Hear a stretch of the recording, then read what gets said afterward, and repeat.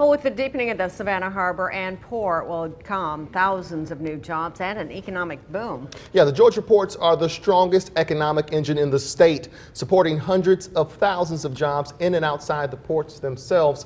WJCL's Renee LaSalle talked with local business owners about the impact of the ports on their business and the welcome they would give a port expansion. Renee. Kevin, Jennifer, an expansion of our ports would be huge for local companies in our area. Businesses throughout our community depend on the Georgia ports to make their companies run. Right now, Savannah's port moves 3 million container units each year.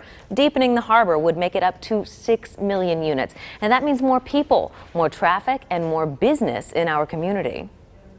They bring us a lot of business here, pretty much. For more than a decade, Ankur Patel and his family have run the Gas and More Santa Food Mart across from the Georgia Ports Authority. In that time, the ports have grown and Patel's business has tripled. 70% of my business is Georgia Port. The more people they have working there means more business, more money for us. He's not alone. Patel says most of the surrounding businesses depend on the ports too. Pretty much everywhere. Like, you can go around the corner, I mean, everywhere. Even the restaurant down the road, the Mexican restaurant, it's all port people that go there pretty much eat. But now comes word funding for the Ports Harbor Deepening Project is on hold. Deepening the harbor would allow heavier ships with nearly double the amount of freight and roughly twice as much cargo going through these gates.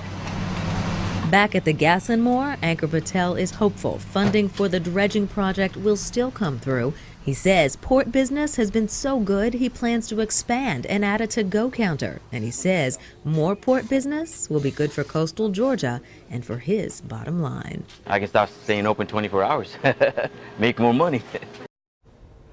Now, we don't have a solid number on how many jobs the deeper ports would generate, but Congressman Jack Kingston says the ports directly and indirectly are responsible for more than 350,000 jobs. Now, Kevin, Jennifer, if the amount of freight through the Garden City terminal were to double, the jobs that are directly related to those ports would obviously increase too. Awesome. All right, let's keep our fingers crossed. Thank you, Renee.